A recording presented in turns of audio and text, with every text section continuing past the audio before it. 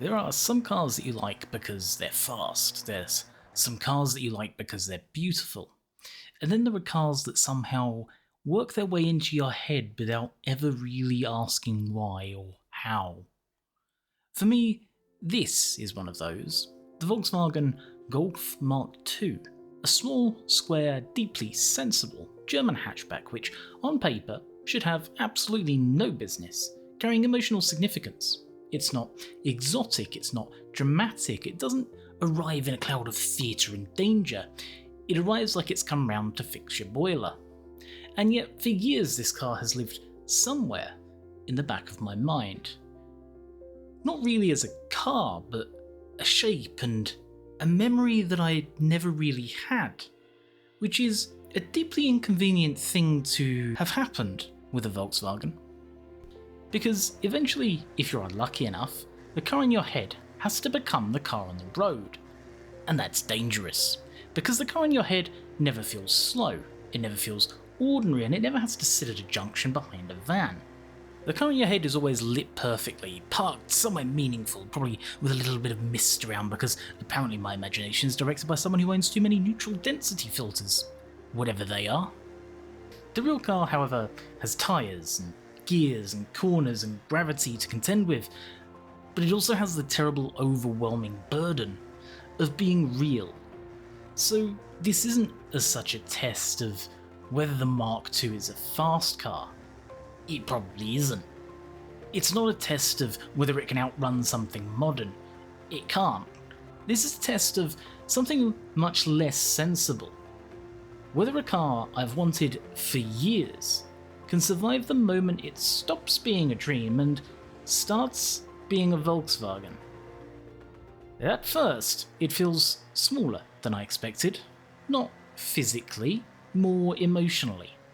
In my head, the Golf had grown into something enormous. A symbol of taste, simplicity, old school engineering, and all the other phrases people babble on about when they're trying to justify wanting a small hatchback from the past. But on the road, it exists. It's boxy, light, honest, slightly upright, like a terrier that's been asked to attend a business meeting, and for a little while that's unsettling, because dreams are much easier to love when they cannot disappoint you. A memory never runs out of revs. An idea never feels a little bit ordinary on the way out of town. And there is a strange moment when something you've looked up to suddenly becomes real and quite vulnerable. It's the same small tightening in your throat you get when bad news finds one of the people who taught you that cars could be funny, stupid, moving, and somehow important all at once. You don't realise how much room they've taken up in your head until, for a second, they seem less permanent than they used to. And that is when the dream becomes awkward, because it was never really about the Golf being perfect. It was about what the Golf represented. Small cars that mattered, ordinary things treated with seriousness. The belief the machine did not have to be expensive or loud or ridiculous to be worth a story. Although, admittedly being loud and ridiculous has helped a few people make a decent living out of telling stories. So I kept driving. Not because the Golf had immediately justified years of unreasonably high expectations. It hadn't. At first it mostly justified the existence just of second gear. But roads have a way of being more patient than people. They do not ask the car to be the version they imagined. They simply make it be itself. And slowly the Golf began to make sense. Not in a dramatic way. There was no thunderclap. There was no orchestral swell. There was no sudden revelation where the clouds parted and a small German hatchback descended from the heavens wearing period-correct alloy wheels. It just started to feel right. The steering had that old car honesty where nothing is really hidden from you, partly because there is nowhere for it to hide. The body moved, the tyres talked, the road came through the steering wheel. And instead of feeling like a disappointment, that began to feel like the point. Modern cars spend so much time trying to remove the road from the experience. The Golf does not have that luxury. It is too simple to lie convincingly. If the surface is bad, you know. If the corner is awkward, you know. If you have entered slightly too quickly because you were too busy narrating your own emotional development, you definitely know. And that honestly changes the question. Because I thought I wanted the car in my head. The perfect one, the one built out of memories, old photos, videotapes, and unreasonable expectations, but it cannot be better than you imagined because it exists purely of imagination.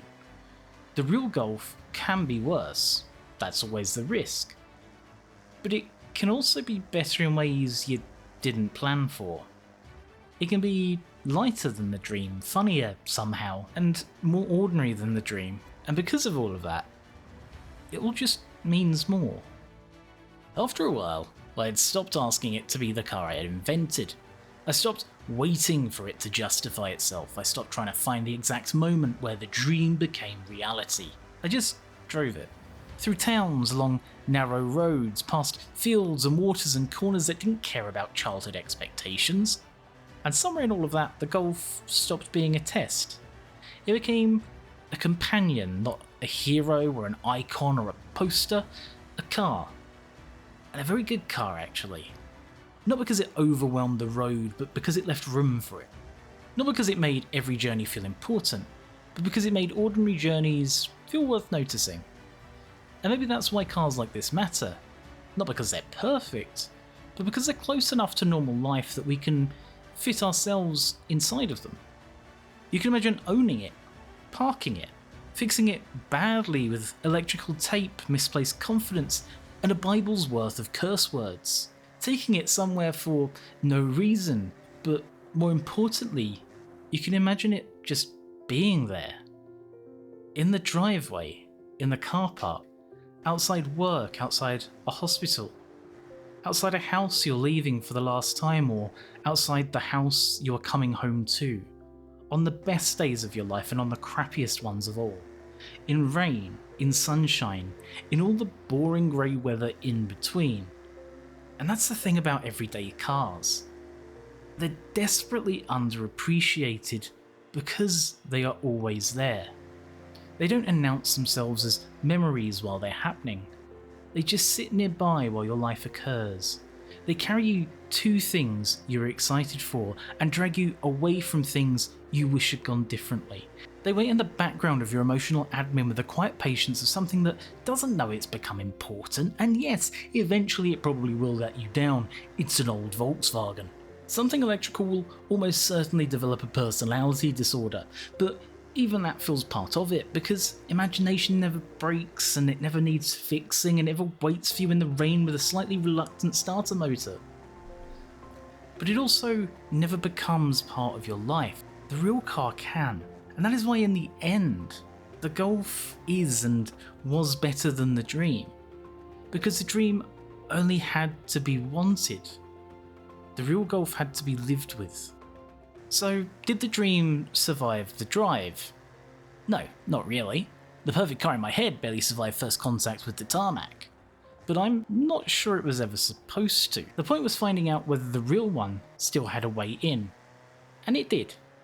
Quietly, squarely, and with very little horsepower. But perhaps most charmingly of all, with absolutely no idea what all the fuss was about.